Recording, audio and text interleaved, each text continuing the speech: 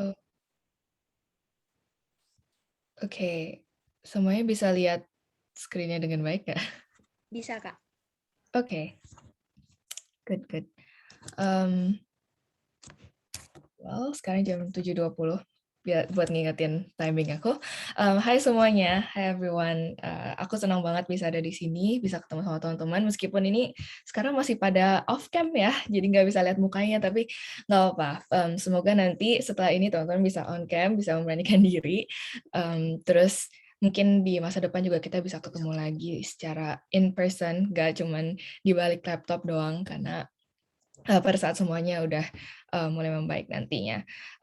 Sekarang ini aku lagi di Inggris sebenarnya, jadi ini jam jam 7 pagi dan aku juga tidur nggak cukup, jadi mohon maaf kalau misalnya di tengah-tengah tiba-tiba aku error dikit atau enggak ada terbata-bata, itu berarti aku nervous guys. So please maklum. So ya, hari ini aku akan membawakan materi sesuai dengan judulnya. Ya, Campus Life, New Environment, New Journey. Sebenarnya ini akan jadi kayak 2 segmen gitu sih. Jadi segmen pertama aku akan ceritain pengalaman aku di Oxford itu gimana, bagaimana perubahan pada saat dari SMA di Indonesia, terus aku pindah ke satu environment yang sangat baru, jadi banyak banget perubahan di situ. Dan segmen yang selanjutnya adalah tentang tips-tips yang aku bisa bagikan untuk teman-teman tentang adaptasi dan juga bagaimana aku mencari komunitas Kristen di sana, juga cara mencari pergaulan dan lain sebagainya. Jadi semoga hari ini talk-nya bisa berguna buat teman-teman, dan kalau ada pertanyaan langsung tulis aja kalau chat, dan atau nggak raise your hand, bisa nggak sih di sini? Ya, atau ya tulis di kolom chat juga nggak apa-apa. I'm very flexible, jadi teman-teman tinggal nanya aja apapun. I'm fine with it. So, selanjutnya, oke, tak kenal maka tak sayang, jadi aku bakal kenalan lagi. Pokoknya sampai kenal banget gitu ya. Aku lahir TK, SD, SMP, SMA, semua lulus di Indonesia. Um, dan aku lulus dari Penabur Internasional Kelapa Gading, yang juga sekolah Kristen gitu di Jakarta. Terus aku daftar Oxford dan aku keterima di jurusan Engineering Science atau Teknik. Nah, cuman bedanya ini 4 tahun, terus setelah 4 tahun aku lulus dengan gelar S2 gitu. Jadi menurut aku sih lumayan banget karena aku bisa nggak buang-buang waktu gitu, save time 4 tahun aku langsung lulusnya udah dapat master. Itulah kenapa aku daftar ke sini juga. Dan University of Oxford itu ada di UK atau di Inggris. Ya. Dan aku penasaran juga sama teman-teman di sini, mungkin ada yang hobinya sama aku. Aku suka nari, any dance, ada modern dance, I don't know, hip hop, K-pop, apapun. Aku juga main basket, terus sama content creating. Terus mungkin ketemu sama teman-teman baru seperti ini juga udah jadi hobi baru aku ya. Lanjut, karena aku udah nggak ada point to talk about myself lagi, jadi aku akan ada point soal keluarga aku. Ini adalah salah satu hal yang terpenting di dalam masa adaptasi aku juga pada saat aku masuk ke kuliah. Jadi aku ada papa mama di Indonesia yang kerja, dan aku ada koko yang juga long distance, dia tapi ada di Amerika. Jadi kita berempat kayak jauh-jauhan gitu. Cuman mereka ini adalah tempat di mana aku bisa berkonsultasi dan bersandar juga gitu. Dan mereka sangat suportif saat aku pergi ke Inggris, dan mereka adalah salah satu alasan kenapa aku bisa beradaptasi dengan sukses pada akhirnya. Lanjut, semoga aku nggak kecepatan ya ngomongnya. Seperti yang aku bilang tadi, pindah ke Oxford itu adalah menurut aku sebenarnya suatu peristiwa dalam hidup aku yang paling perubahan terbesar dalam hidup aku gitu. Banyak banget yang berubah pada saat itu, dari Indonesia harus ke Inggris, tiba-tiba siap nggak siap aku harus berangkat gitu, nggak bisa aku kayak mau di sini aja, nggak bisa. Pas itu harus bisa dari orang tua, harus bertemu dengan banyak banget hambatan-hambatan lainnya juga. Tapi kalau boleh cerita dari segi akademisnya dulu ya, sebagai engineering student itu kita di sana adanya 3 term. Kalau di Indonesia kan 2 semester per tahun kan. Jadi semester 1, semester 2, 3, 4. Kalau di sana itu 3 term per tahun. Dan setiap termnya itu cuma 2 bulan, teman-teman. Jadi itu kayak kalau dihitung, dijumlahin, dalam setahun aku cuman belajar efektif tuh 6 bulan.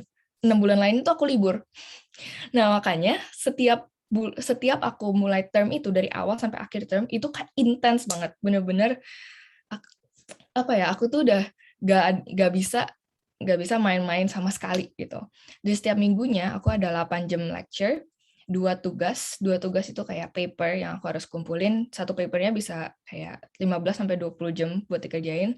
Terus 2 jam kelas tutorial. Kelas tutorialnya ini rada unik sebenarnya karena um, dia nih sistemnya satu profesor dan 2 murid doang. Jadi kayak kelasnya tuh privat banget.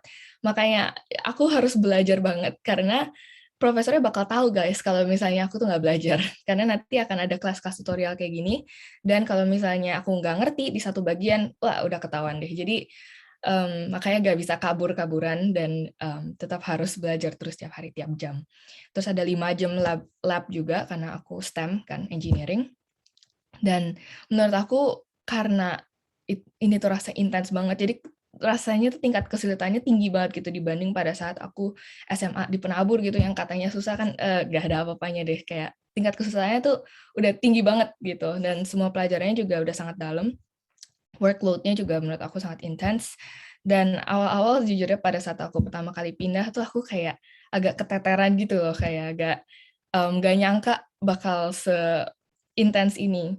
Karena dulu udah biasa di SMA dipikirnya udah apa ya, udah susah gitu di Penabur, tapi kok ternyata pas pindah ke universitas jauh lebih susah lagi gitu. Aku nggak tahu di sini teman-teman semua tahun pertama atau tahun kedua, nggak apa beda-beda ya? Oke, kalau misalnya kalian tahun pertama mungkin aku bisa relate banget dan semoga hari ini aku bisa kasih tips yang bagus juga. Dan mungkin perbedaan dari masuk universitas dan sebelum universitas itu emang benar, emang lebih intens dan lebih sulit, tapi aku ngerasa kalau aku dikasih pilihan untuk balik lagi ke SMA tuh aku nggak mau gitu, karena di universitas ini udah banyak banget kebebasan dan aku belajar satu hal yang aku benar-benar sukai sekarang.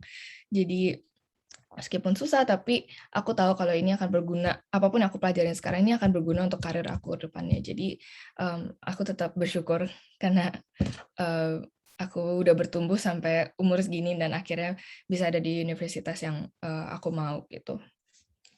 Dan selanjutnya aku akan bahas sedikit soal salah. Sebentar guys. Ini cara ke belakangnya gimana ya?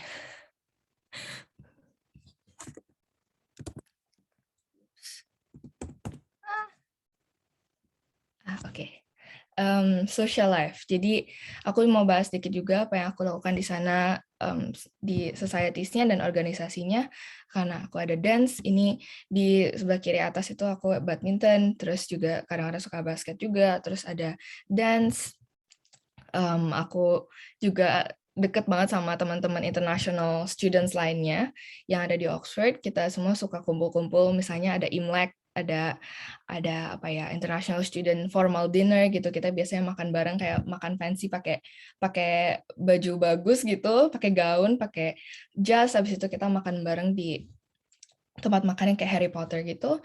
Terus kita kadang-kadang aku juga suka ikut talks kayak TEDx Oxford, mungkin hal-hal yang lebih berhubungan sama engineering juga. Dan aku juga punya banyak teman dari kampus aku sendiri karena sistem di Oxford itu mereka lebih collegial, jadi banyak kampus kecil-kecil di bawahnya, dan ini sangat membantu aku untuk bisa mencari teman dalam kampus yang kecil-kecil itu. Aku lebih gampang lah cari temennya kalau daripada harus apa ya, bertemu dengan banyak banget orang di dalam satu University of Oxford gitu kan.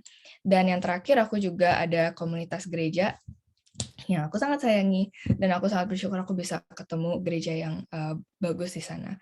Dan ini social life yang aku tunjukin ini nggak aku bangun dalam sekejap gitu. Aku langsung tiba-tiba masuk ke dalam organisasinya, aku langsung bisa klop sama mereka, adaptasi langsung kayak perfect apa ya, kayak integration gitu ke dalam social life ya. Enggak, guys. Ini setelah 2 tahun, aku sekarang ini sebenarnya tahun ketiga sebenarnya, itu aku baru bisa benar-benar ngerasa fully udah adapt sama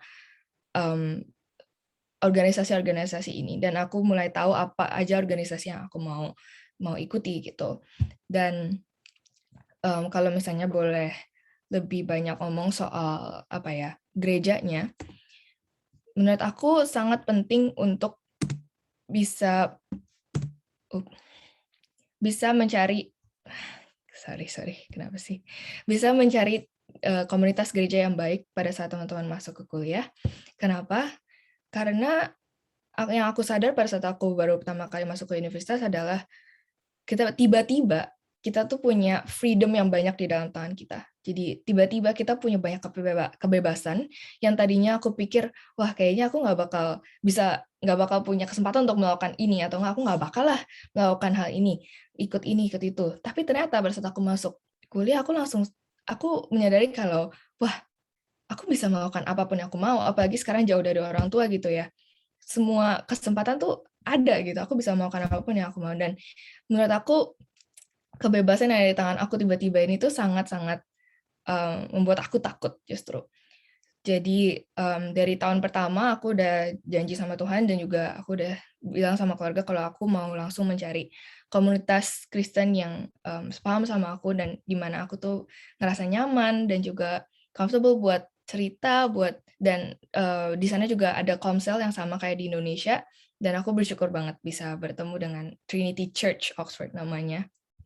Di sini pujian-pujiannya semua, Injilnya juga aku banyak mendapatkan berkat dari situ. Tiap minggu aku bisa selalu memuji nama Tuhan gitu, dan selalu mengingatkan aku tentang Tuhan. Jadi pada saat kita tuh memutuskan untuk pergi ke komunitas gereja di kuliah, itu bukan untuk membatasi kita, tapi lebih ke arah untuk mengingatkan kita untuk kembali kepada Tuhan. Untuk mengingatkan kita kalau kita tuh punya Tuhan, di mana kita bisa bersandar pada saat kita tuh menghadapi problema atau menghadapi hal-hal buruk saat adaptasi gitu. Semuanya terasa baru kan, semuanya terasa aneh, tapi kalau kita punya komunitas yang baik, kita tuh ngerasa kita punya sense of belonging.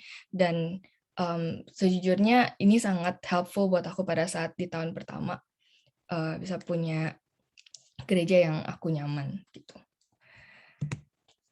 Selanjutnya aku akan senggol sedikit juga tentang COVID-19, impact-nya apa aja. Aku yakin teman-teman pasti juga ngerasain hal yang sama. Sebelum dan sesudahnya kerasa banget. Sebelumnya semua interview, lecture, kelas tutorial bisa diadakan secara langsung. Terus juga banyak banget event sosial yang terjadi di universitas gitu, tempat-tempat di mana kita harusnya bisa berkomunikasi dan bisa ketemu banyak teman-teman baru. Tapi sesudah COVID-19 ini, kita jadi semuanya pre-recorded gitu, semuanya virtual, terus offline event. Nah, jujur aja solusi untuk ini adalah untuk bersabar dan untuk berdoa. Dan jangan sampai kalian itu hilang dari muka bumi gitu. Aku ada beberapa teman-teman yang tadinya aku udah sering ketemu sebelum COVID, terus tiba-tiba setelah COVID langsung hilang gitu. Bener-bener gak ada kontak, gak pernah datang ke meeting apapun, acara apapun. Nah, aku kalau misalnya mau kasih saran juga untuk teman-teman, itu penting untuk bisa tetap menjaga kontak sama paling enggak teman-teman sekali aja tiap minggu, atau enggak sekali tiap 2 minggu. Dan kenapa kita tuh harus beradaptasi, dan kenapa kita harus menjaga kontak sama orang, atau lebih generalnya lagi, kenapa setiap orang harus beradaptasi sih, Kak? Kenapa? Kok aku nggak bisa kayak diem aja gitu, kayak masuk kuliah tapi diem aja, aku pokoknya introvert lah, aku nggak mau kayak kontak sama orang gitu, aku nggak suka. Jawabannya adalah karena kita manusia, kita ini adalah makhluk sosial. Kita bisa hidup sampai saat ini, bisa bertahan manusia sampai saat ini itu karena badan kita beradaptasi dengan lingkungan kita gitu. Kita nggak bisa sekarang sekedar mengandalkan kayak kemurahan lingkungan hidup kita untuk datang kepada kita kayak Adam dan Hawa dulu pas di Taman Firdaus gitu ya. Nggak usah mikirin apa-apa, terus cuman berdua doang, kayak nggak perlu mengolah sumber daya, terus hidupnya di comfort zone, makanan udah in stock terus gitu. Kita nggak bisa kayak gitu lagi karena itu udah masa lampau, kita udah nggak di Taman Firdaus, dan karena itu kita sekarang tuh harus hidup dengan mengelola sumber daya. Kita harus mengolahnya secara aktif, dan untuk bisa mengolah sumber daya secara efisien, kita harus punya kelompok-kelompok sosial, masuk ke dalam kelompok-kelompok sosial. Kita harus bisa membina hubungan dengan orang lain dan work hand in hand, kerjasama untuk biar kita tuh bisa berkembang dengan cepat gitu. Jadi emang nature kita adalah untuk bekerja bersama dengan orang lain, untuk bersosialisasi, dan juga untuk membangun dinamika struktur sosial yang ada di society kita. Dan kalau mau kasih kayak satu example, itu misalnya tentang keringat deh.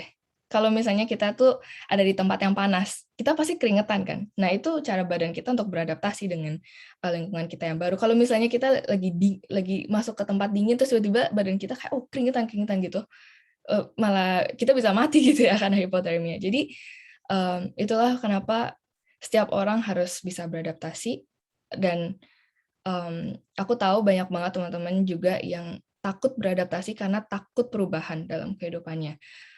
Tapi aku mau kasih tahu teman-teman kalau moto hidup aku adalah lebih baik aku menyesal karena aku melakukan sesuatu, mencoba sesuatu, daripada aku menyesal karena aku nggak melakukan sama sekali.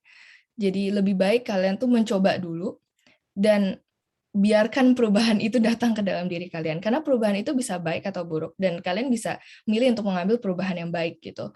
Dan pastinya kita sebagai seorang manusia, kita mau bertumbuh terus setiap hari, dan di Alkitab juga Tuhan pengen kita bertumbuh setiap hari dan bisa punya pengalaman-pengalaman pribadi dengan Tuhan, pengalaman pribadi dengan orang-orang di sekitar kita juga, dan membangun relasi dengan orang-orang di sekitar kita. Tuh. Next.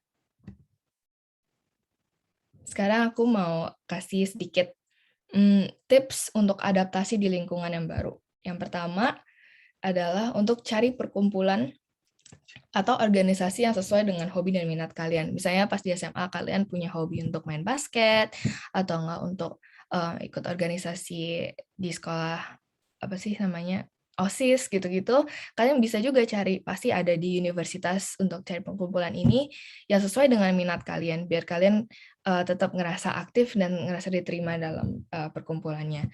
Terus yang kedua, my tip is to take your time, karena aku yakin semua orang butuh waktu yang berbeda-beda untuk sepenuhnya beradaptasi di lingkungan baru. Kayak aku butuh 2 tahun full untuk benar-benar sepenuhnya beradaptasi. Yang ketiga, kita harus bisa mulai untuk hidup mandiri gitu. Karena udah mulai di universitas, kita udah menuju mau jadi kayak orang-orang dewasa yang harus bisa belajar untuk decide for ourselves. Jadi kita harus bisa mungkin dari sekarang mulai untuk buat jadwal yang tetap. Mungkin kalian bisa punya journal atau diary di mana kalian bikin jadwal kalian sendiri, sisihkan uang untuk mengelola finansial juga untuk keperluan mendadak dan lain-lainnya.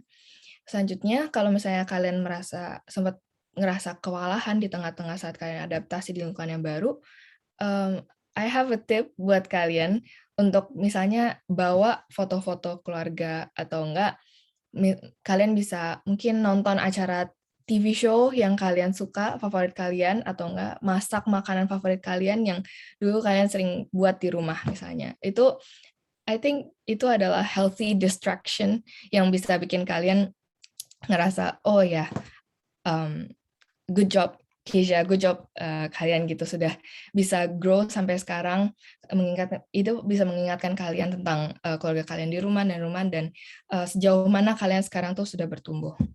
Dan yang terakhir, staff di universitas itu pasti ada yang siap untuk mendengarkan kayak kesulitan kalian.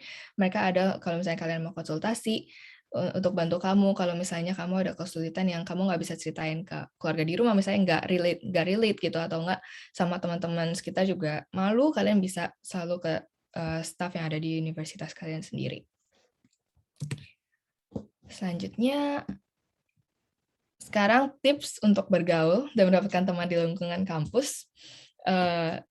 Ini tipsnya mungkin bisa apa ya? Ini sangat berguna buat aku dan aku harap bisa berguna buat teman-teman juga.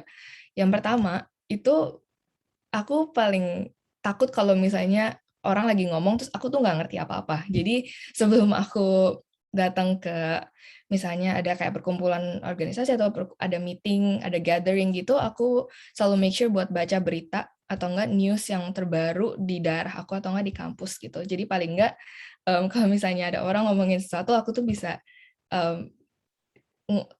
punya opini tentang itu. Dan ini sebenarnya nggak selalu aku lakukan sih, kadang-kadang aku juga kayak males baca berita atau gimana, tapi setiap kali aku baca berita, aku ngerasa itu sangat berguna untuk menjadi topik pembicaraan buat teman-teman, untuk mencari teman baru. Yang kedua, untuk dorong diri kamu sendiri untuk mencoba sesuatu yang baru. Dan karena pada saat kita masuk ke universitas, ini tuh saatnya, ini baru masuk kuliah nih saatnya kalian tuh untuk mencoba semua yang kalian mau. Jangan sampai nyesel nanti kalian udah berapa tahun ke depan, udah tahun terakhir tiba-tiba harusnya aku coba ini ya, ikut organisasi ini atau enggak ikut pergaulan ini. Jadi dari sekarang pada saat semua orang emang juga lagi mencoba sesuatu yang baru, kalian juga ikutan coba sesuatu yang baru. Dan jangan sampai kalian tuh blame yourself atau salahkan diri sendiri kalau kalian nggak menikmati sesuatu yang orang lain kelihatannya menikmati gitu. Karena pasti ya semua orang beda-beda dan itu nggak apa-apa. Kalau misalnya kalian nggak menikmati ini, kalian udah coba, that's good. Kalian bisa cari hal lain, siapa tahu di tempat lain kalian bisa menikmati environment-nya. Terus aku juga kasih tips teman-teman harus bersikap open-minded dan jangan ragu untuk bertanya. Kalau misalnya kalian lihat ada orang sekitar kalian dan kalian ngerasa gugup gitu, percayalah kalau orang itu juga merasa gugup untuk approach kamu. Mereka juga mungkin takut untuk mendekati kamu, nggak tahu mau ngomong apa gitu. Jadi kamu bisa initiate aja, mulai pembicaranya dengan kayak hai, apa kabar, atau kayak boleh kenalan. Dan jangan takut untuk melewati awkward moments gitu. Itu pasti akan ada, semua orang melewati hal yang sama. Jadi gak apa-apa aja, capcus aja, jangan ragu-ragu apapun itu. Justru aku punya banyak banget pengalaman di mana karena aku banyak nanya, malah jadi aku punya banyak teman di dalam pergaulan itu gitu. Dan yang terakhir itu adalah untuk selalu kasih senyum, terus jangan terlalu jutek juga dan banyak mendengar.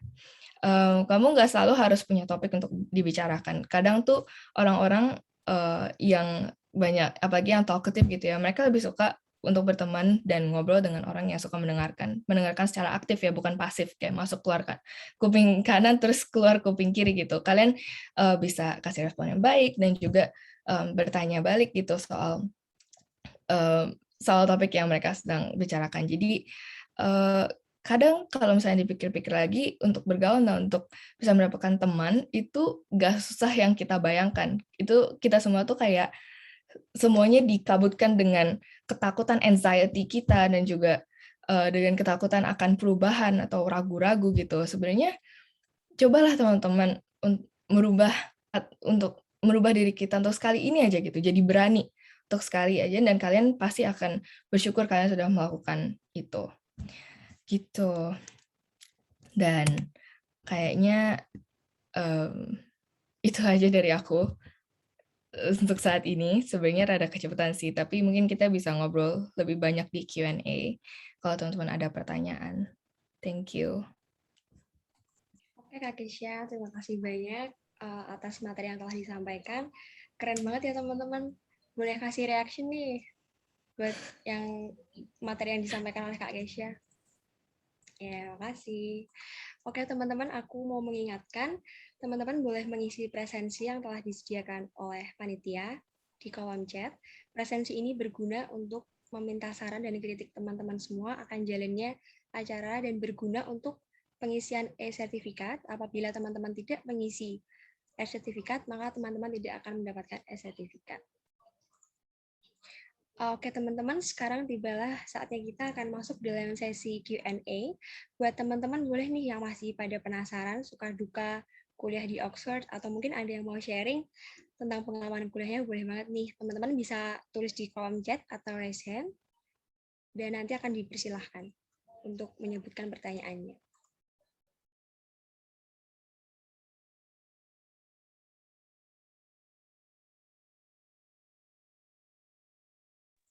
Oke, udah ada yang raise hand nih dari Kak Jaya. Boleh banget nih Kak. Oke. Jadi aku izin nanya, tapi sebelum nanya, aku kenalan dulu. Nama aku Jaya, ya dari UGM. Ya. Nah, aku mau tanya Kak, jadi kan selama kurang lebih 2 tahun kita ada kuliah online ya, kuliah online daring, di mana kalau untuk teman-teman baru, baik itu di unit ataupun di kelas, pasti ada yang baru kayak gitu. Nah, yang mau aku tanyakan, gimana sih cara nantinya untuk sosialisasi bahkan berkomunikasi dengan teman baru yang kita dapat secara daring gitu ya, bahkan sebelumnya belum pernah ketemu secara fisik gitu.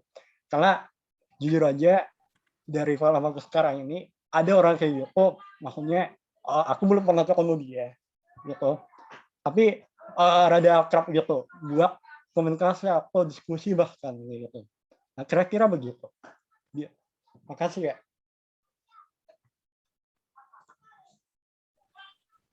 Ya, oke, aku langsung jawab aja kali ya.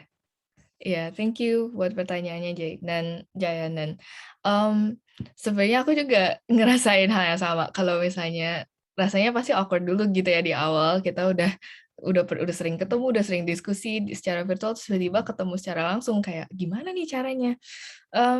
Tips aku sebenarnya sih untuk untuk lanjut aja ngomongin apa yang kalian sering ngomongin di virtual karena sebenarnya perbedaannya kan hanya antara kita tuh ketemu secara langsung atau enggak gitu. Mungkin awkward-nya adalah bagaimana kita kayak naruh badan kita atau enggak, apakah kita harus apa ya ngerasa deket sama dia apa enggak gitu kan. Nah, menurut aku nggak usah takut, nggak usah terlalu khawatir karena aku yakin pasti semua orang juga mengalami apa yang ngerasain hal yang sama gitu pada saat ketemu kalian juga pasti ragu-ragu. Jadi lebih baik untuk mungkin kalian bisa bilang kayak, "Hai, kita udah sering ketemu ya di virtual karena ini kita baru pertama kali ketemu secara langsung, mungkin kita bisa mulai lagi pertemanannya gitu." Dan tapi kalian bisa mulai dengan lebih friendly gitu, nggak perlu jadi kayak harus kenalan lagi apa gimana. Cuman menurut aku sih sangat baik kalau misalnya kalian bisa mulai dengan kayak berjabat tangan gitu. Biasanya aku langsung kayak it's good to see you, kayak gimana kabarnya sama ini. Terus mungkin ungkit lagi suatu hal yang kalian tahu tentang mereka pada saat di virtual gitu. Biasanya orang-orang akan langsung menjawab dan ngasih respon yang positif sih. Dan ya jangan takut aja, jangan ragu-ragu untuk say hi dan karena kalian emang tahu mereka. Itu malah lebih aneh kalau kalian kayak pura-pura nggak tahu gitu atau enggak kayak pura-pura nggak kenal. So, itu sih. Semoga membantu. Oke, cukup menjawab ya Kak. Makasih Kak Keja buat jawabannya. Ya, Oke, pertanyaan yang kedua, mungkin Kak Irin bisa on mic Kak. Oke. Hai semua, hai Kak Kezia. Perkenalkan, aku Airin Katarina dari HIUGM.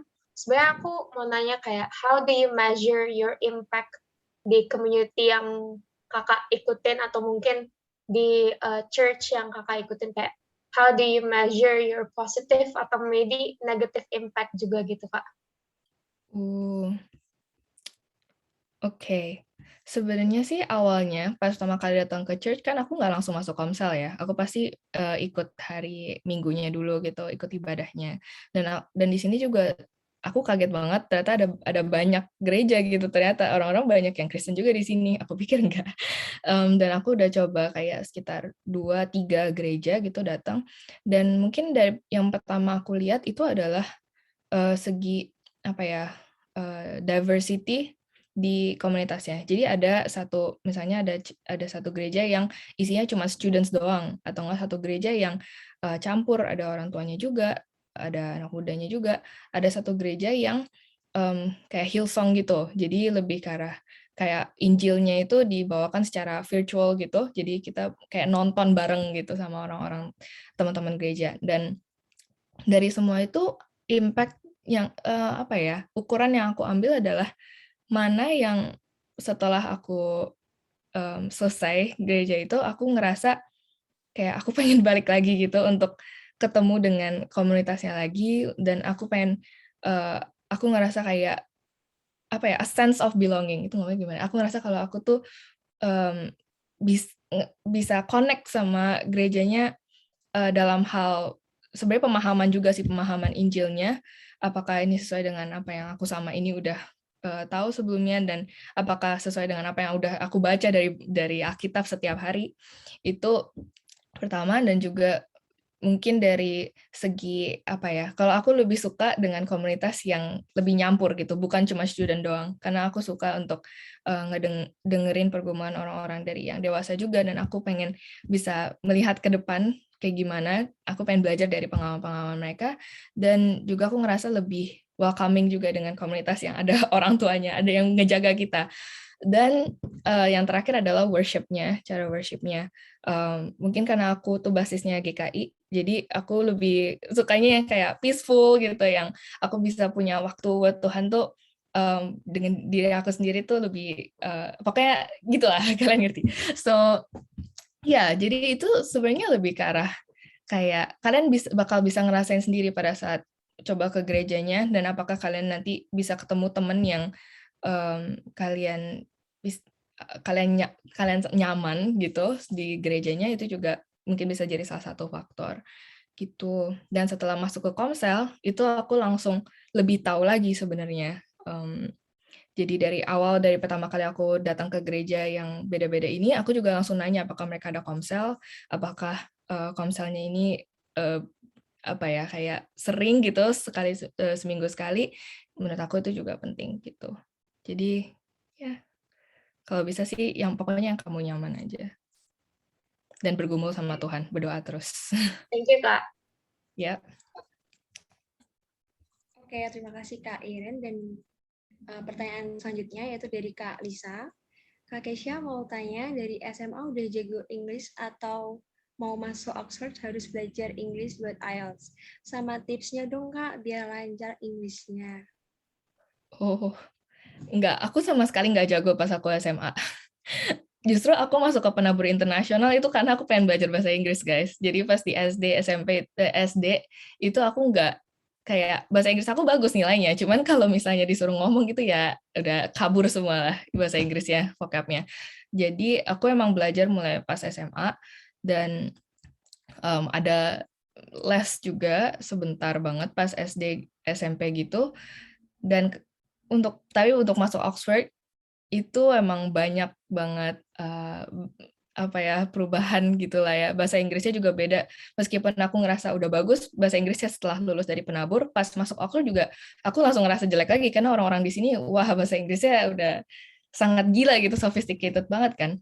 Tapi ya emang harus dijalanin aja, dan justru karena aku diceburin ke dalam environment yang kayak gini aku malah jadi lebih cepat belajarnya gitu. Dan untuk masuk Oxford itu aku butuh IELTS ya. Jadi emang harus ambil IELTS, ada minimum score-nya juga, kalian bisa cek di website-nya. Dan tips untuk lancar bahasa Inggris apa ya? Sebenarnya nggak gitu penting, writing tuh nggak gitu penting. Lebih penting tuh speaking. Jadi penting banget teman-teman untuk cari orang, cari teman, atau bisa ngomong sama keluarga. Aku pengen misalnya ngomong bahasa Inggris seharian gitu, atau enggak latihan bahasa Inggris dalam berapa jam ini. Karena itu bahasa itu dilatih dengan kebiasaan juga. Nggak bisa kalian cuma latih textbook doang. Gitu. Oke Kak Isya. Lanjut, ada pertanyaan dari Kak Badrul Fuadi. Mungkin Kak Badrul bisa on mic.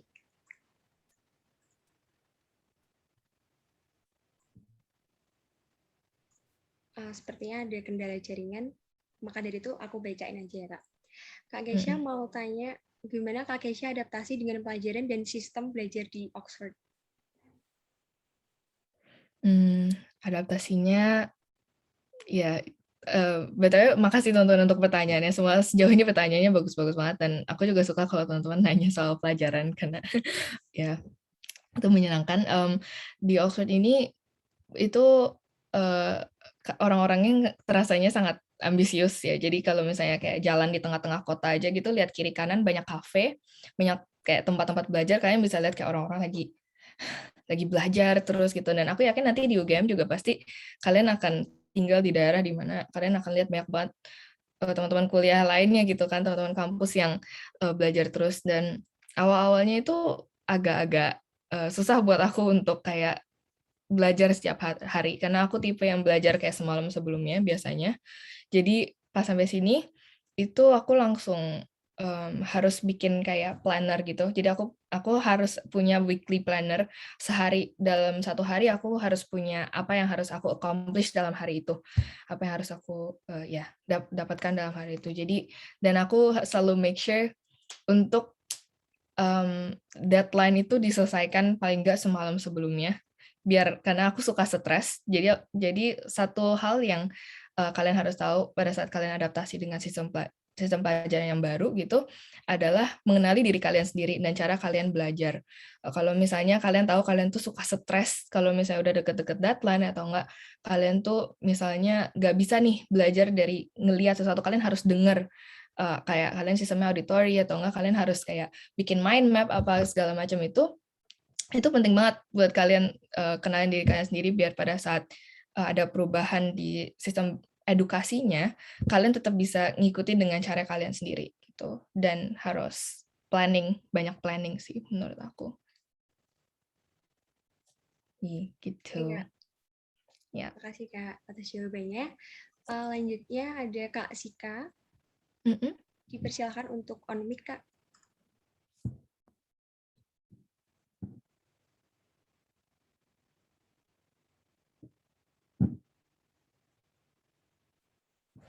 Halo Kak Sika, bisa mendengar suara saya Kak? Iya Kak. Oh ya. Hai Sika, mau nanya apa? Jadi gini Kak, aku mau nanya, misalnya kita punya target kayak mau membangun komunikasi sama seseorang, terus orang yang kita tuju tuh kayak dingin, kayak cuek gitu. Nah, kalau kita kayak diajak bicara-bicara terus, kayak kelihatan kan dia kayak risih atau enggak, gimana ya, kayak intinya kelihatan dia tuh emang awalnya dia kan cuek atau dingin. Terus kalau kita ajak bicara terus, pasti dia kayak merasa intinya susah diajak komunikasi gitu Kak. Nah, untuk menghadapi orang yang seperti itu gimana? Soalnya kan kalau kayak Kakak bilang tadi terus kayak diajak bicara terus, pasti kan akan menimbulkan kerisian juga Kak, gitu. Ya benar. Itu aja sekiranya Kak. Oke, thank you untuk pertanyaannya. Jujur aja orang-orang yang dingin kayak gitu tuh gak sedikit sebenarnya, apalagi pas masuk kuliah, kalian semua udah punya kesibukan masing-masing, pada sibuk, pada stres gitu kan, pasti banyak orang-orang yang dingin, apalagi kalau mereka tuh udah lagi capek gitu, dan kalian juga harus menyadari kalau gak ada orang yang perfect gitu, mereka punya kesulitan mereka masing-masing dalam hidupnya, mungkin mereka punya trauma, kita nggak tahu apa yang mereka sedang hadapi sekarang, permasalahan hidupnya. Jadi kalau misalnya orang tuh kayak terasa dingin atau terasa lagi kayak ngeselin banget gitu ya, nggak bisa diajak ngomong, kalian jangan jadi timbul kayak hate atau enggak udahlah nggak kayak orangnya jadi punya kayak judgement sendiri tentang orang itu, jangan. Tapi coba kalian lebih bisa mengerti gitu dan nggak apa-apa diajak ngomong awal-awalnya, tapi kalau emang tetap terusan dingin gitu, jutekin kalian, mungkin kalian bisa lihat dari apa ya yang kesamaan kalian sama mereka. Kadang-kadang orang kalau misalnya punya kesamaan dengan orang lain itu mereka jadi lebih excited gitu untuk ngomong. Misalnya kalian lihat nih orang, nih kayaknya suka sport atau apa. Terus kalau misalnya kalian beneran mau temenan sama mereka gitu ya, mungkin kalian bisa cari tahu sedikit lah soal apa yang hobi orang ini atau interest orang ini. Terus kalian bisa ungkit gitu atau enggak ya nanya hal yang kira-kira mereka tuh interested in. Cuman sebenarnya kalau misalnya aku juga sadar masuk kuliah itu kalian nggak perlu untuk temenan sama semua orang. Jadi kalau misalnya mereka emang nggak mau banget, kelihatan nggak mau banget temenan sama kalian, ya udah nggak apa-apa, kalian cari teman lain gitu. Dan kalian nggak perlu punya temen temen deket terus gitu kayak satu satu satu geng yang kalian suka gitu. Kadang-kadang satu orangnya juga cukup gitu, punya teman baik satu orang juga cukup. Punya teman 10 gitu nggak apa-apa, 5 nggak apa-apa. Yang penting kalian senang dan kalian bisa menjaga komunikasi dan relasi yang baik sama orang-orang itu, dan kalian bisa bertumbuh di relasinya. Buat apa kalian kayak udah susah-susah cari temen gitu, terus pas udah temenan sama orang itu malah kalian jadi rasanya kayak depresi, kayak susah gitu harus nyari interest yang sama terus, nyari topik terus gitu. Menurut aku sih kita punya banyak waktu luang untuk melakukan hal lain daripada untuk ngabisin waktu mencoba seperti itu. Cuman ya tetap saja berusaha dulu di awalnya, mencoba dulu kan. Dan itu sih tips dari aku. Ya, mantap banget tips-tips dari Kak Keisha. Lanjut, ada yang ngerasain dari Oke, Kak makasih banyak Kak Kezi. Febriano. Ya, Untuk Kak Febriano, dipersilahkan Kak. Oke, makasih Marsha. Sebelumnya, sorry Kak, aku belum bisa on cam karena ada kendala teknis. apa? Ya, aku ingin tanya 2 pertanyaan sih, yang nggak berhubungan sih sebenarnya. Oke, terus ya, jadi yang pertama, aku pengen tanya ini Kak. Aku sempat mendengar kayak berita tentang diskriminasi terhadap orang-orang Asia di Barat pas COVID gitu. Nah, aku ingin tanya mungkin pengalaman Kak Keisha terhadap itu, apakah Kak Keisha mengalaminya? Dan sekalian mungkin masih di pertanyaan pertama, kasih tips-tips ke kita gimana cara kita menghadapi atau merespon ketika kita menghadapi diskriminasi atau peminggiran oleh seorang atau grup tertentu gitu. Cara yang tepat itu seperti apa merespon itu. Itu yang pertama. Terus yang kedua, berbeda dari yang pertama, mungkin juga out of topic dari ini ya, tentang beradaptasi, tapi masih berhubungan dengan kayak dunia perkampusan gini. Aku ingin tanya mungkin pendapat Kak Keisha tentang perdebatan yang sering aku lihat juga di media sosial tentang privilege versus hard work. Jadi kayak menurut Kak Keisha gimana sih kayak kita meresponi tentang apa ya? Soalnya kan perdebatan ini kayak kemarin aku pernah lihat kayak misalnya Maudy Ayunda gitu kan. Dia dapat S2, S3 luar negeri terus tapi ada orang yang bilang kayak ya gimana ya, soalnya dia udah ada privilege gitu-gitu. Kemudian nggak sedikit juga orang yang kayak jadi ciut gitu untuk menggapai mimpi setinggi mungkin karena sadar akan apa ya, nasibnya kurang beruntung dibandingkan orang-orang lain seperti itu. Jadi kayak gimana Kak Keisha meresponi tentang hal ini? Tanggapannya. Makasih Kak, itu 2 aja sih. Thank you pertanyaannya. Itu pertanyaan-pertanyaan yang bagus juga. Dan aku I'm glad kalau lu nanya itu karena jadinya aku rasa ini juga penting untuk di-share ke teman-teman yang lain. Yang pertama tentang diskriminasi, itu pasti ada teman-teman. Apalagi Asia sekarang gitu lagi COVID-19, apalagi pas pertama-tama itu pas di Oxford aja. Oxford itu kan kesannya kayak orang-orangnya educated gitu ya, kayak pelajar-pelajar gitu. Tapi aku banyak ngerasain diskriminasi banget. Dan itu kerasa. Bahkan teman-teman aku yang cowok khususnya, misalnya lagi jalan di jalanan gitu, bisa tiba-tiba ada orang mabok atau sorry, aku nge-freeze ya. Cek. Enggak kok Kak. Enggak ya? Iya. Soalnya yang lain semua pada nge-freeze. Mungkin wifi aku jelek. Cuman ya pas kayak teman-teman cowok aku dulu yang Asia juga, itu mereka lagi jalan doang on the street, tiba-tiba sama orang kayak disikut gitu, atau enggak kayak pulang sana ke Cina, atau enggak pulang sana ke negara asalmu gitu. Dan kadang-kadang aku juga ngerasa secara tidak langsung gitu, orang-orang pasti nggak kepengen menunjukkan kalau mereka tuh diskriminatif gitu kan. Mereka biasanya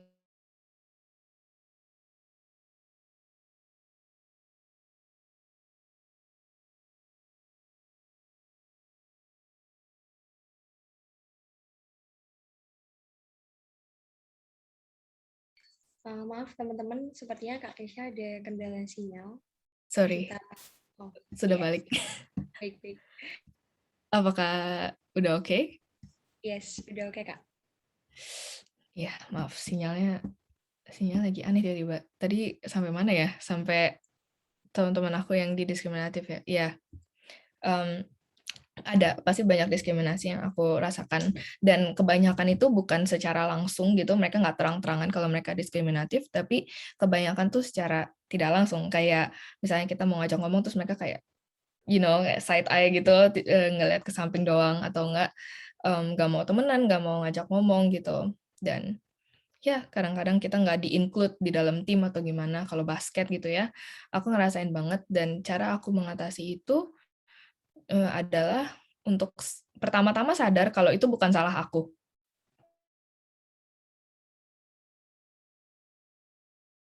Mmm, Mereka tuh memperlakukan aku secara tidak adil karena race aku, karena, nationality aku, itu bukan salah aku gitu. Jadi aku nggak boleh sampai jadi ciut atau jadi kayak punya banyak anxiety, jadi takut ikut, bergaul gitu. Aku nggak mau, yang ada di otak aku adalah bahwa mereka yang salah gitu.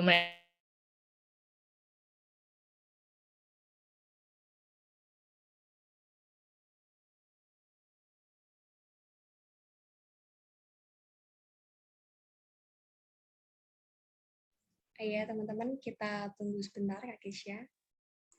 Sepertinya ada kendala jaringan lagi.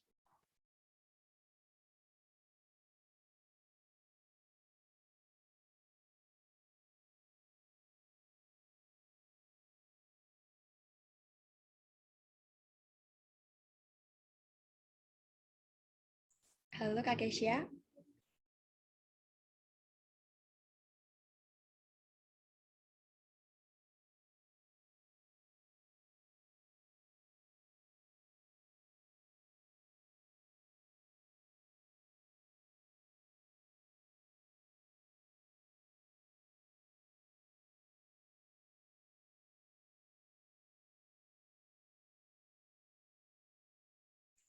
Ditunggu sebentar ya, teman-teman.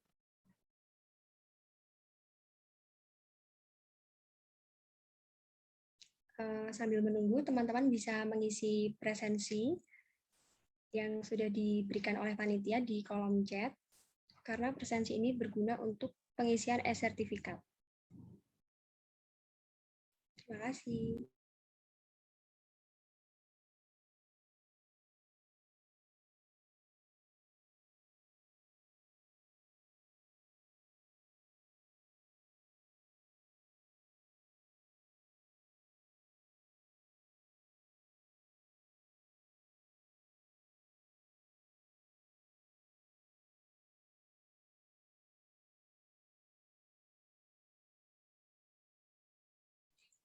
Oke, terima kasih yang sudah mengisi link presensi. Dan ini di UKK Talks yang ketiga ini juga ada challenge Instastory, teman-teman. Bagi teman-teman tadi yang ketinggalan, bisa mengikuti challenge ini. Peraturannya yang pertama, teman-teman bisa share di Instagram story masing-masing terkait hal-hal apa saja yang telah teman-teman dapatkan di webinar hari ini dengan semenarik mungkin. Dan yang kedua, teman-teman bisa tag IG @ukk.ugm. Yang ketiga, batas unggah story-nya adalah hari Minggu, 24 Oktober 2021, pukul 13.00 WIB. Nah, karena deadline-nya masih lama, teman-teman bisa dibuat nih dari sekarang. Dan yang keempat, hadiah OVO atau GoPay untuk 3 orang dengan IG story yang paling menarik. Nah, bisa dilihat di layar teman-teman. Ketentuannya sangat mudah nih, teman-teman. Teman-teman boleh membuat sekreatif mungkin dengan desain teman-teman suka dan bisa di tag IG @ukk.ugm. Baik, terima kasih. Mungkin Kak Kesha sudah bergabung di room meeting ini.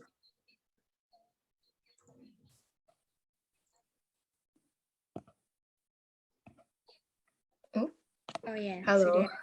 Ya, halo Kak. Oh my gosh, sorry. Susah juga ya ini, kenapa laptop aku kayaknya ada masalah. Oke, back. Akhirnya aku kembali. Alright, jadi balik lagi ke yang tadi. Tips aku, solusi aku kalau misalnya lagi diskriminasi, yang pertama adalah untuk menyadari kalau itu bukan salah kita. Itu adalah salah mereka gitu. Kalau misalnya mereka memperlakukan kita secara tidak adil karena race kita atau nationality kita. Jadi jangan sampai apa yang mereka lakukan itu membuat kita ngerasa kayak kita yang salah gitu, kayak kita jadi punya anxiety, jadi nggak mau bergaul lagi, nggak mau ikutan lagi karena kelompok orang-orang itu gitu. Dan pastinya kita juga punya ada kayak pilihan lain, yaitu untuk berteman dengan teman-teman yang mungkin sama-sama international students gitu, atau enggak teman-teman yang banyak kok orang-orang lain yang nggak seperti itu gitu. Jadi kita jangan sampai kita jadi mengeneralisasi orang-orang yang ada di sana itu orang-orang bule semuanya diskriminatif gitu, kayak mungkin kemungkinan besar enggak. Jadi lebih baik untuk, emang aneh sih ngomongnya, tapi mungkin untuk stay positive dan untuk bisa kayak jangan hiraukan hal-hal seperti itu, tapi pokoknya kita fokus kepada diri kita sendiri dan kepada orang-orang yang beneran memperlakukan kita secara adil gitu. Jangan dekat-dekat sama orang-orang yang seperti itu. Itu sih yang aku lakukan. Intinya adalah jangan menyalahkan diri sendiri. Dan untuk pertanyaan yang kedua itu tentang ini ya, tentang privilege versus hard work. I think ini penting banget, apalagi teman-teman soal kayak Maudy Ayunda gitu, aku juga udah sering baca comments-nya yang Maudy Ayunda, dia karena kan dia suka sharing kalau dia yang kemarin pilih Stanford apa Harvard gitu kan. Menurut aku sih itu keren banget, tapi tetap aja banyak banget orang-orang Indonesia bahkan yang bukannya bangga tapi malah bilang soal, oh itu privilege, dan kayak kita nggak bakal bisa ke sana dan lain sebagainya. Dan jujur aja aku sebagai murid Indonesia yang masuk ke Oxford, aku juga nggak pernah bilang kalau aku nggak punya privilege. Aku bisa hidup di keluarga yang bisa bayarin aku SD, SMP, SMA di Indonesia, di sekolah yang akhirnya bisa mengantarkan aku ke Oxford gitu, terus misalnya ngelesin aku bahasa Inggris, atau nggak punya uang untuk aku bisa ikut exam-examnya gitu. Dan sampai akhirnya aku sekarang ada di Inggris, itu aku juga pasti karena privilege. Dan sadar atau nggak sadar, kalian semua juga punya privilege kalian sendiri, guys. Semua orang tuh beda-beda, semua orang punya journey yang beda-beda. Kalian sekarang bisa masuk UGM, pasti kalian nggak nyadar teman-teman kalian yang kayak di bagian Papua atau di daerah-daerah yang sangat terpencil, mereka juga mungkin nggak punya channel, bahkan nggak tahu gimana sih caranya. Itu udah kayak mimpi yang terlalu jauh buat mereka gitu. Gak usah jauh-jauh kayak Maudy Ayunda, kalian sendiri juga punya privilege, kalian sendiri juga punya journey kalian sendiri, dan kalian harus bersyukur karena kalian itu dikasih kesempatan sama Tuhan, dikasih banyak banget berkat sama Tuhan, orang-orang di sekitar kalian yang bisa bikin kalian sampai ada di tahap ini. Jadi apa yang kalian harus lakukan? Yang kalian harus lakukan adalah jangan judge orang lain, yang pertama. Dan kedua, dengan kesempatan yang kalian punya ini, kalian harus melakukan yang terbaik yang kalian bisa. Kesempatan apapun itu kalian ambil yang ada di depan kalian, dan lakukan yang terbaik yang kalian bisa gitu. Untuk menjadi berkat dalam lingkungan kalian. Tuhan itu punya rencana untuk setiap orang. Jadi meskipun kalian tuh ada di posisi Maudy Ayunda pun, yang kalau misalnya kalian pikirannya masih sama, kalian nggak bakal bersyukur, kalian akan selalu ngelihat ke atas. Ada tuh orang di atas Maudy Ayunda yang jauh lebih keren, mungkin dia udah kayak jadi astronot di NASA lah atau gimana. Jadi selalu di atas langit itu selalu ada langit, dan kalau kita fokus ke langit terus, itu kalian bakal ada di tempat yang sama, kalian nggak bakal grow. Jadi tips aku adalah untuk lihat ke sekitar, lihat ke bawah juga, dan syukuri tempat yang kalian sekarang tuh, tempat kalian berada sekarang. Dan lakukan yang terbaik dimanapun kalian berada, apapun kesempatan yang diberikan oleh Tuhan ke kalian. Berdoa terus, bergumul terus, dan selalu bersyukur. Gitu. Iya, sangat relate banget sih Kak dengan kehidupan perkuliahan sekarang, karena seringkali kita juga sering nyalahin diri sendiri, kayak apa sih kayak nggak guna gitu. Tapi kan harusnya bersyukur ya, banyak-banyak bersyukur karena Tuhan telah menempatkan kita di Kak Kesha di Oxford, kita ada yang di UGM dan di sekolah-sekolah lain. Oke, yang berikutnya, apakah teman-teman masih ada pertanyaan? Oh, ada pertanyaan dari Kak Angelika Sidabutar. Bisa on mic, Kak.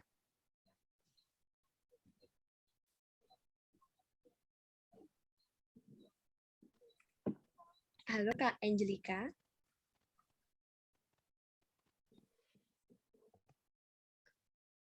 Oke, aku bacakan aja ya. Kak Kesha mau tanya bagaimana cara kakak bangkit dan semangat lagi dari kegagalan yang pernah kakak alami. Bangkit dari kegagalan yang pernah aku alami ya. Ada banyak kegagalan yang pernah aku alami sebelumnya, dan mungkin buat orang lain itu kayak kegagalan kecil atau enggak kayak kegagalan yang simple seperti aku nggak diterima di internship yang aku mau banget, yang aku udah daftar, nah aku mau banget masuk kerja di situ buat part time, dan aku gagal, dan mereka bilang karena aku tuh nggak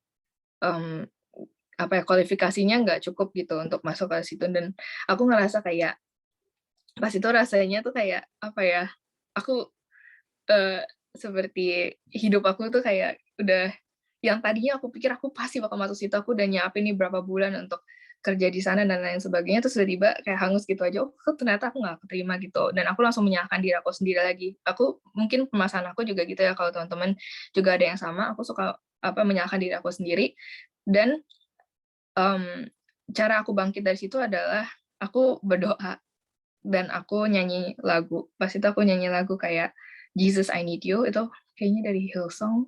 No, ada Jesus I Need You judulnya. Dan pada saat aku berdoa, bergumul, aku tiba-tiba jadi ngerasa lebih tenang. Dan setelah aku merasa lebih tenang, aku mencoba untuk berpikir secara jernih gitu. Apakah aku salah? Kenapa aku blame myself? Dan ternyata itu aku tuh sedang menyalahkan diri aku sendiri atas ekspektasi yang aku punya terhadap diri aku sendiri. Kayak aku expect, oh aku udah bisa masuk ke Oxford gini ya, aku udah berusaha, aku pasti bakal dapat ini gitu. Kayak apapun yang aku mau, kalau aku berusaha aku pasti akan dapat. Tapi itu salah guys, karena rencana Tuhan itu udah punya rencana buat kalian, dan rencana Tuhan itu yang paling baik. Kita tuh selalu kayak punya kemauan, terus kita langsung anggapnya kalau kemauan kita tuh apa yang kita mau tuh udah yang paling baik gitu di dunia ini, kita nggak mau yang lain lagi gitu, nggak ada jalan lain.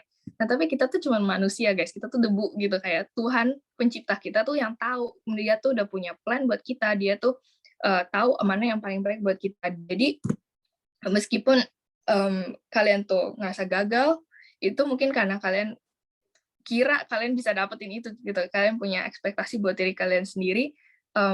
Cobalah berhenti sejenak dan melihat gambarnya secara lebih luas. Mungkin pada saat itu kalian masih broken hearted gitu, masih nggak bisa melihat secara keseluruhan, tapi setelah beberapa hari kemudian mungkin kalian bisa ngelihat, oh ternyata ini loh maksud Tuhan, oh ternyata kalau misalnya aku ikut itu, mungkin aku jadi nggak punya kesempatan yang lain ini, di mana aku bisa ketemu orang ini, mungkin ternyata orang ini sangat membantu aku di depannya, kan kita nggak tahu. Jadi menurut aku kita harus berserah aja dan banyak berdoa.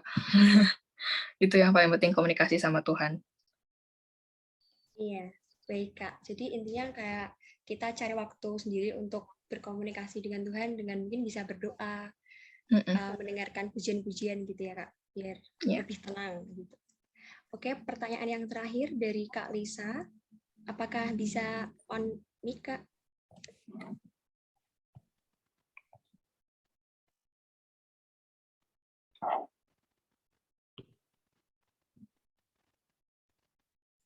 Halo Kak Lisa.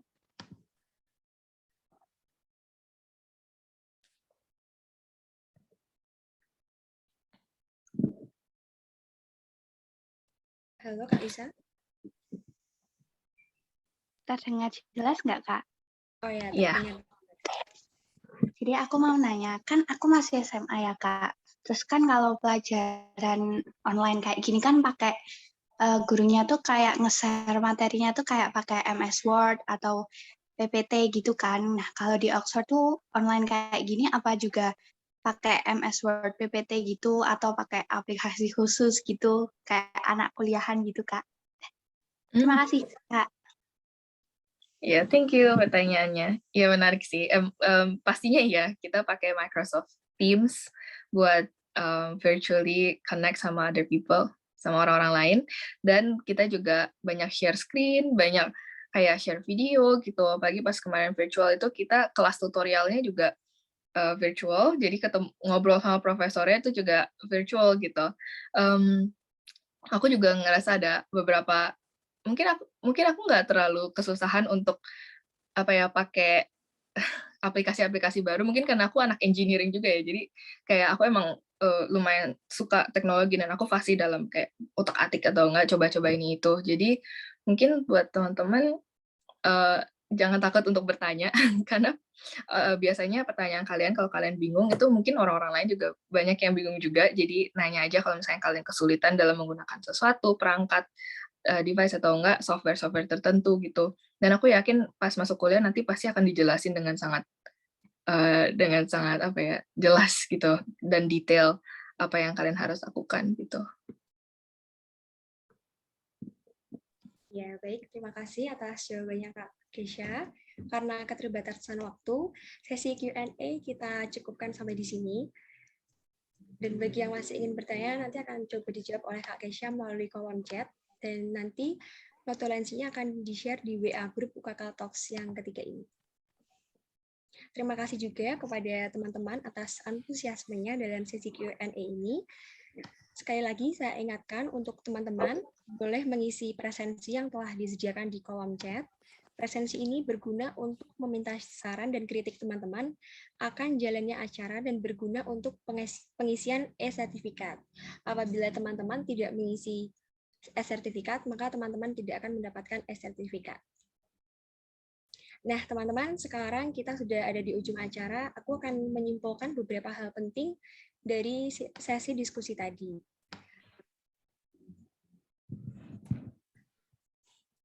Manusia itu perlu untuk beradaptasi karena manusia adalah makhluk sosial yang pastinya memerlukan bantuan sesamanya untuk keberlangsungan hidup. Lebih baik kita mencoba terlebih dahulu daripada tidak sama sekali. Teman-teman juga bisa mencari komunitas rohani seperti gereja di dalam studinya juga penting karena kebebasan di perkuliahan yang membuat banyak orang takut, dan di komunitas gereja kita bisa banyak mendapatkan berkat dan selalu memuji nama Tuhan. Dan juga kita bisa mengingatkan untuk selalu berkomunikasi dengan Tuhan. Komunitas ini bukan untuk membatasi, tetapi untuk membuat kita memilih yang terbaik untuk diri kita ke depannya. Dan ada beberapa tips juga dari Kak Keisha. Yang pertama, tips mengadaptasi di lingkungan baru, seperti cari organisasi sesuai minat teman-teman, bisa mulai hidup mandiri, distract diri dengan hal-hal yang mengingatkan rumah, dan konsultasi dengan staf di universitas. Dan adapun tips bergaul menurut Kak Keisha, yang pertama, teman-teman bisa baca berita dan hal-hal baru yang terjadi di kampus. Yang kedua, bisa mendorong diri teman-teman untuk mencoba sesuatu yang baru. Yang ketiga, ada bersikap open-minded dan jangan ragu untuk bertanya. Dan yang terakhir, murah senyum dan lebih banyak mendengar. Wah, menarik banget ya teman-teman atas materi yang diberikan oleh Kak Keisha. Oke, teman-teman, sesi yang selanjutnya yaitu sesi dokumentasi. Buat teman-teman yang bisa open cam, boleh banget nih open cam. Dan kepada teman-teman media, dipersilahkan untuk memandu sesi dokumentasi.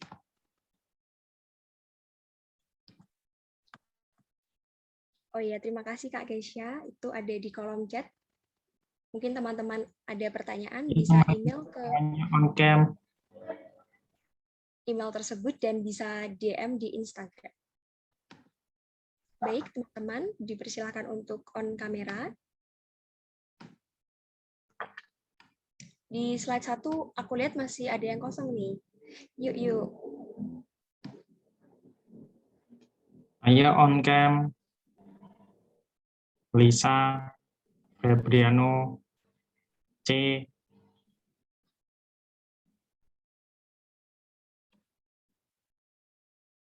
Aku tunggu sampai 14.25 on cam ya.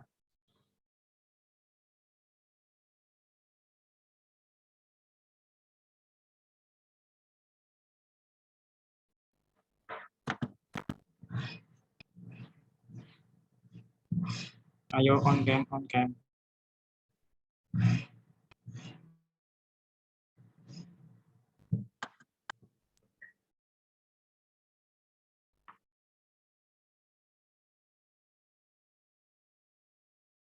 Oke.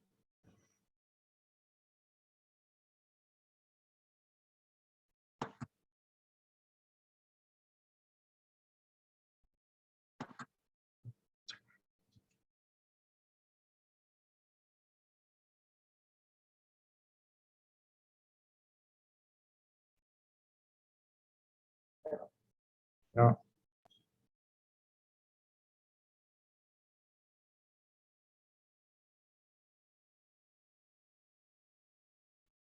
Ayo Febriano, Krisna, Claudia, sama Moses, kok bisa on cam ya?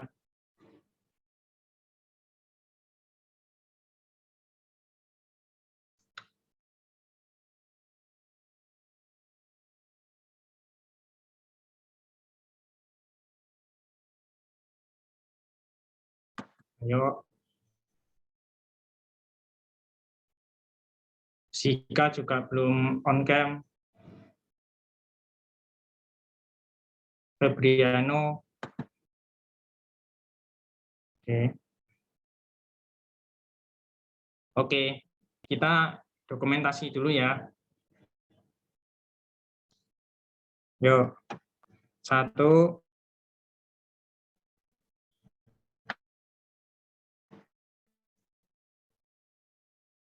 2, 3. Yuk. 1, 2, 3. Oke. Sekarang gaya bebas ya. Gaya bebas semuanya. 1, 2, 3. Sekali lagi, slide kedua. 1, 2, 3.